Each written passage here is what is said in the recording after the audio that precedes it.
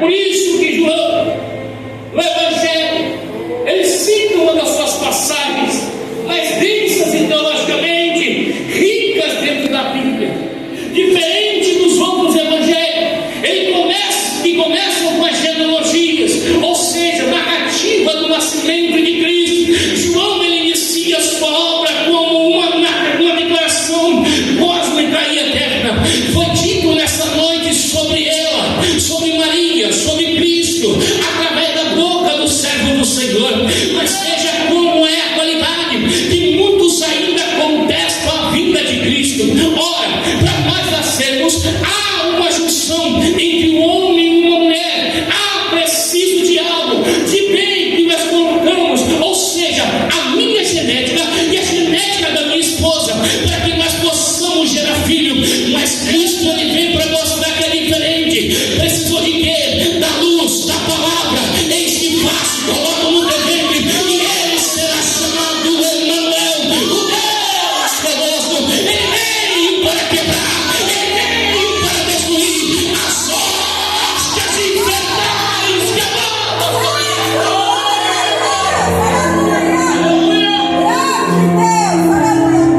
mas aqueles que não são, e João, ele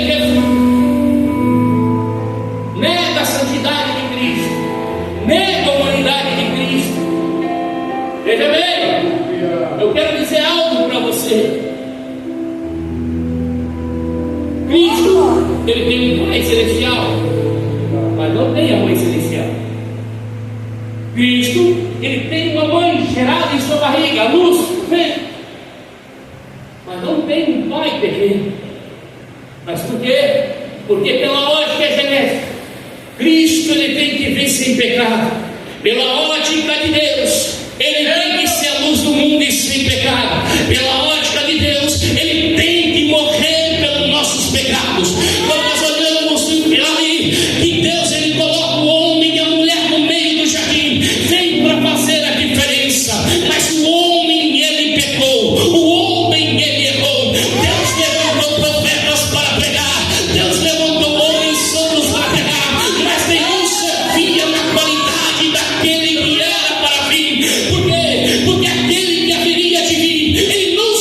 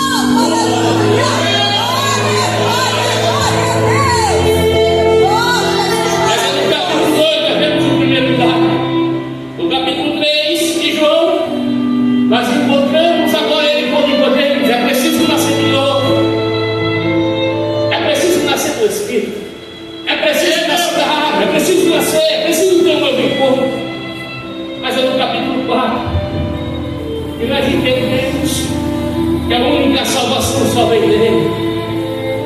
Irmãos que adoram o Pai em espírito e em verdade, vai saber que eu estou dizendo nessa noite: somente para Ele são todas as coisas. Mas é no capítulo 5 que Ele faz um homem que estava deitado há 38 anos de enfermidade, dizendo: pega a tua cama, levanta e anda.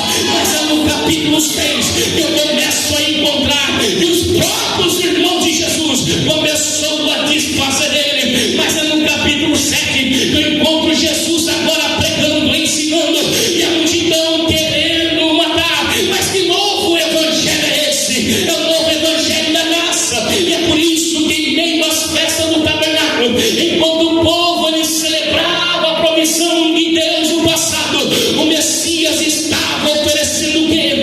A vida verdadeira. Mas os poucos que o reconheceram, ou seja, muitos não conhecem a Cristo verdadeiramente. Mas eu quero apresentar através das Escrituras Sagradas que Ele ainda vive, que Ele ainda vive, que Ele ainda vive, que Ele ainda vive. Glória a Deus. Meus amados,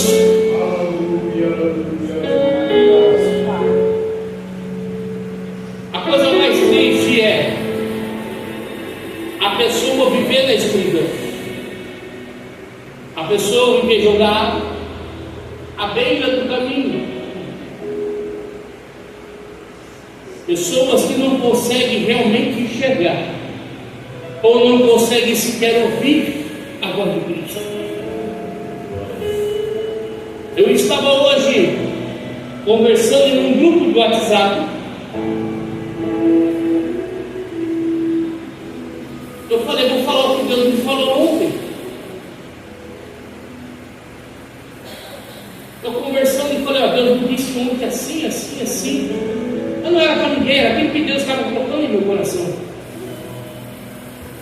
O pastor levantou e disse: pastor, quer dizer então que Deus fala contigo? Eu falei: com certeza. Eu não acredito. Eu falei: o problema é teu.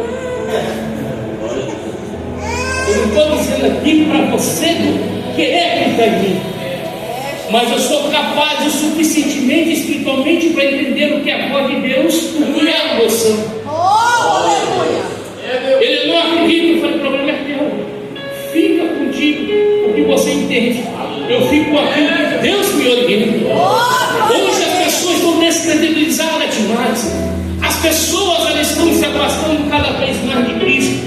A apostasia começou a tomar conta do mundo. Ou seja, a apostasia introduziu no meio da igreja. Homens começam a ser avarentos, amantes de si mesmos, não querem mais saber do reino do céu, a ponto de duvidar da própria palavra de Deus. Ou seja, as pessoas se afastaram definitivamente. E quando eles começam a se afastar, é onde Cristo ele se apresenta, é onde Cristo ele fala comigo, é onde Cristo fala contigo.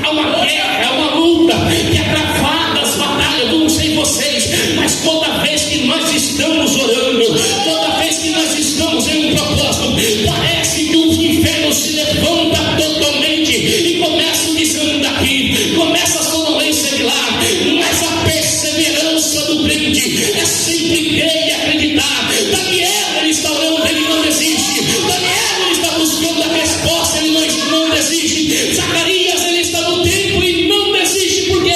Porque a petição que ele fazia diante do Senhor era aquilo que Deus estava em conformidade. É por isso que a potestade do inferno, ele se levanta para parar aquele que tem propósito, aquele que tem chamado, aquele que tem a vida diante dele.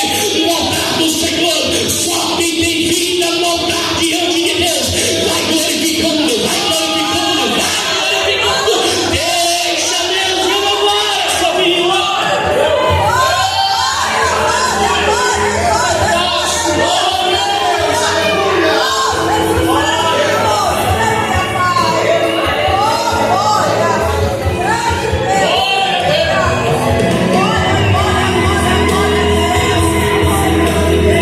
A sua adoração, ela começa a ser de dentro para fora. Quando Deus, ele ouve a tua petição, a primeira coisa a acontecer é o inferno se levantar. Toque nele, toque nela. Vou ver se ele é realmente um homem de caráter. Toca, eu quero ver se ele realmente é aquilo que todos falam. Se é isso mesmo que ele é fogo puro, se é isso mesmo que ele não adora o Senhor somente de balde. Mas Deus lá no céu, ele começa a dizer: vai lá, toca, por quê? Porque eu confio naquele que eu levantei. E se Deus, ele te levantou para ser diferente nessa noite, Deus, ele levantou você para ser diferente. Aguenta as consequências.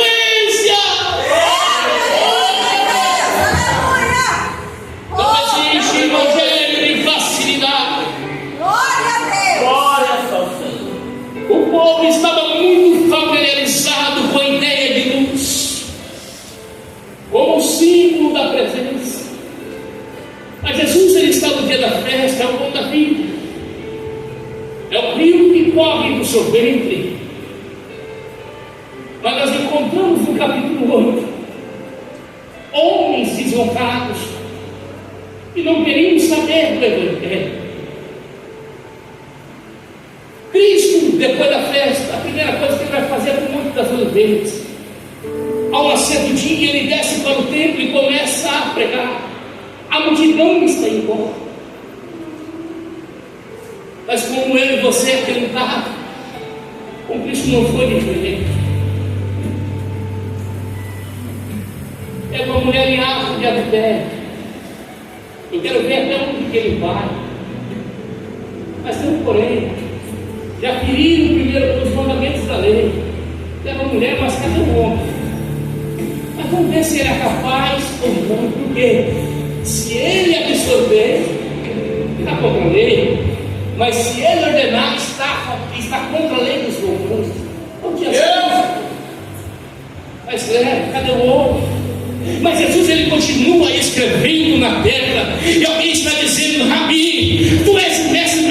Diz, essa mulher foi pega em ato de adultério. Mas ele consegue levantar a cabeça e olhar no olho de cada um. Está dizendo: o que não tem pecado, que atire a primeira pedra. A luz do mundo, ele veio para tirar aquilo que estava apagado dentro de si. Ele veio para dar vida. Ele veio para resgatar e salvar o que se havia perdido. Mas isso não para por aí.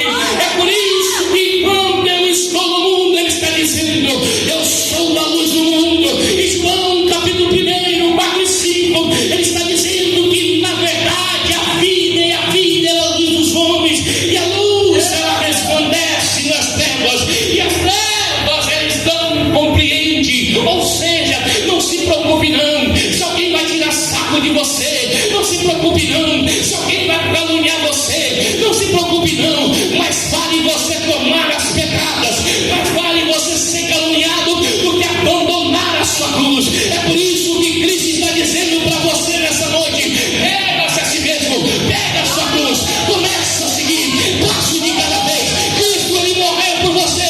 Agora é a sua vez de você encontrar a vida e morrer por amor a ele e provar que você é o alvo de verdade.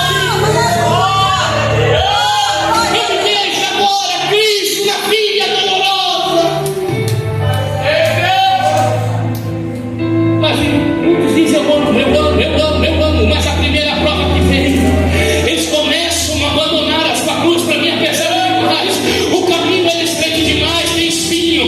Muitos me falaram que era facilidade, e falou que a facilidade está mentindo. O caminho é estreito, é tomado por esforço. Ele vai ter barreira, ele vai ter levante, ele vai ter espinho, ele vai ter várias qualidades. Mas para alcançar o reino do céu, você precisa passar o que ele também passou. Declara a si mesmo e tomar a sua cruz. Cristo ele está dizendo: aquele que perder a sua vida por amor de mim, achará. Muito está dizendo que eu sou, mas na hora do momento do vamos ver, ele está dizendo: eu nem conheço a Cristo, eu nem sei quem é esse Cristo, eu não sei quem é a palavra, eu nem sei onde está isso. Mas quando eu estou pregando para crente pentecostal, cheio do Espírito de Deus aqui, a palavra de Deus ela é anunciada.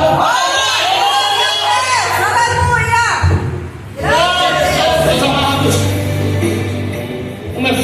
não é fácil, todos nós temos uma história diferente para contar. Aleluia! Às vezes você acha que não ia conseguir pisar os pés aqui dentro. Muitas vezes você enfrenta batalhas e barreiras e quer desistir da beira do caminho. Mas há um confronto que quer entalar a nossa voz. O inimigo ele luta para tentar nos barrar a cada dia. Diante dos judeus que creram superficialmente dele, ele está dizendo claramente e abertamente: se vocês permanecerem firmes na minha palavra, verdadeiramente sereis os meus discípulos e conhecerão uma verdade, a verdade vos libertará. Jesus ele confronta os líderes religiosos, ele confronta aqueles que tentam parar o seu ministério, e nós não devemos baixar a cabeça, nós não devemos recuar nem sequer um minuto, nós devemos ir adiante, porque quando ele olha para Pedro, ele está dizendo para Pedro: sabe aquela pedra? Sim, Senhor, eu sei. Sobre essa pedra Cristo eu edificarei a minha igreja. Mas sabe da pedra, pegando no capítulo 4, sabe aquela pedra que esquina que vocês rejeitaram? Sabemos, são essas que nós pregamos, é ela que nós anunciamos. O Cristo que vocês crucificaram é a pedra principal de esquina, que nós pregamos com autoridade, que nós pregamos com ousadia, que nós pregamos com sinceridade, que nós pregamos a verdade. Essa pedra que vocês rejeitaram, é por isso que eles afirmam que Deus é o seu Pai. Mas há algo que está tentando pegar a Cristo de qualquer maneira. O povo começa rejeitando a Cristo, eles provam ao contrário, mas Jesus ele diz claramente e começa a confrontar alguns líderes religiosos hipócritas de Israel. Jesus está dizendo: vocês são do diabo, que é o pai de vocês, e querem satisfazer os desejos dele, e ele foi assassinado. Ou seja, desde o princípio ele jamais se firmou na verdade, porque nele não há verdade. Infelizmente, em nosso meio tem pessoas que mentem demais.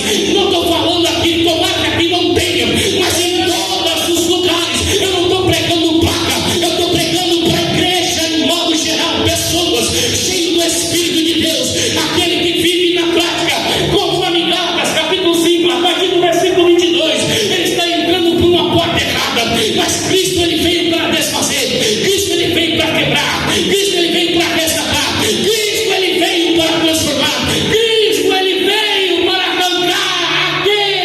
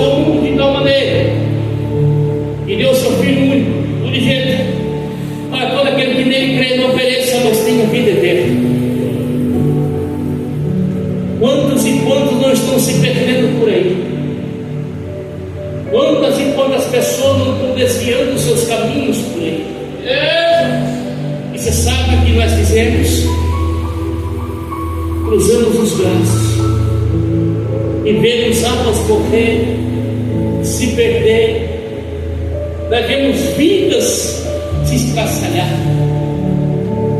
almas desacreditadas. Nós deixamos que o evangelho falso tomasse conta de vários lugares, da nossa casa, das ruas, amigos, colegas. Nós deixamos que o falso evangelho entrasse na cabeça de muitos. Deus levantou pregadores para pregar. Deus levantou homens e mulheres com capacidade de enfrentar. Deus levantou pessoas com capacidade de ir além do que aquilo que ele imagina. Porque Cristo ele se manifestou para desfazer as obras do diabo. Cristo levantou você também para lutar contra as suas desigualdades. É por isso que Satanás ele mentiu desde o começo. Ele tenta assassinar de qualquer maneira cada um. Muitas vezes nós deixamos desapercebidos, porque ele queria que a humanidade morresse. Cristo está prestes para voltar. A intenção de Satanás é desvincular a igreja do céu. A intenção de Satanás é tirar totalmente a igreja do reino do céu, que é tomada por esposa. Cristo ele não pagou algum preço por você ali na cruz para você viver de qualquer maneira. Cristo ele morreu pelos seus pecados. Mas é que Cristo morreu pelos meus pecados, eu não preciso mais servir a ele. Eu já estou pegado em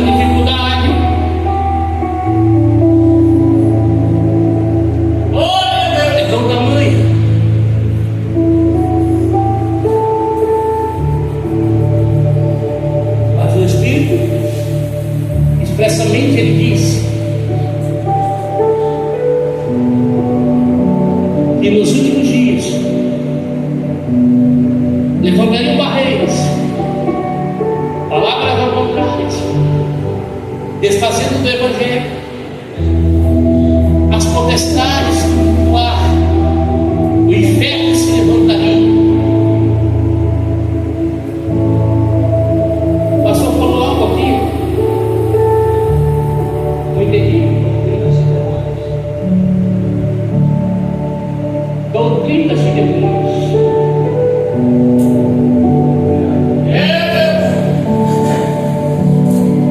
As doutrinas de demônios são pregadas. Eu vejo muitos aplaudindo, mas Cristo ele veio para quebrar. Cristo ele veio para destruir.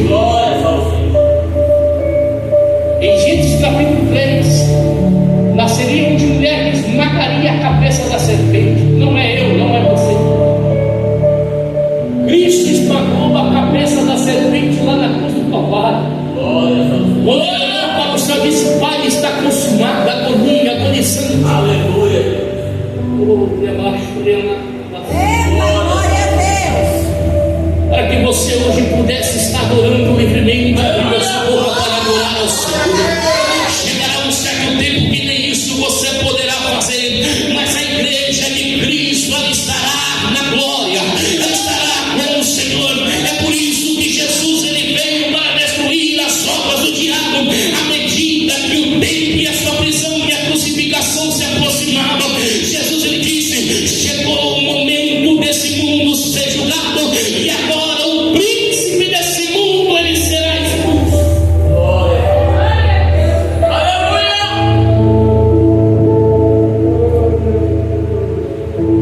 Se coloque de pé. Oh, aleluia, Jesus. Eu pedi para a cantora cantar o hino. Glória a Deus. Pode glorificar Deus teu nome, Pai. Glórias ao Senhor.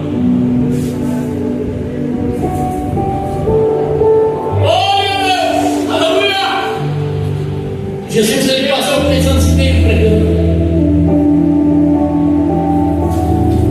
Ele começa a caminhar pela via dolorosa. Pilatos sentencia com 40 chibatadas nele.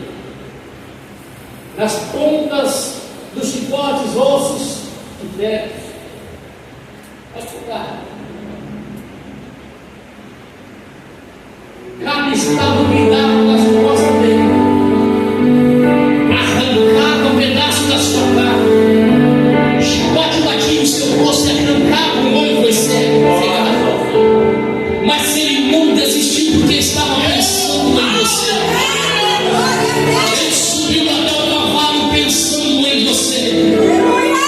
Ele foi pregado vivo, crucificado, com as costas deslaceradas. Ele foi como um cordeiro mudo ao matador, pensando em você. Glória a Deus. Glória a Deus. A tua sentença é a mesma dele. Eu era um ladrão e ele era Jesus. E havia o meu amigo na terceira cruz. O alto do Calvário prontos para morrer. E ele caminhava a cada segundo. E a última vez no semblante dele. Ele está aqui hoje para te batizar, para te renovar. Eu vi que ali não era um lugar para ele. Mas sentindo a presença do Espírito Santo de Deus esta vez. Meu amigo cheio de pecados. E ele inocente ali do nosso lar. Pagando alto preço sem mesmo dever. Então quando eu estava os irmãos podem vir na frente, pode vir. Ele estava os seus milagres operando. Os irmãos que vieram fazendo o seu objetivo chegarem ao fim. Se tem alguém para Cristo nessa noite, ele morreu para você estar aqui, para desfazer as obras do inimigo. Pode vir também. Se tem você aqui, ele vai embora. Eu vou pedir para ele se lembrar de mim.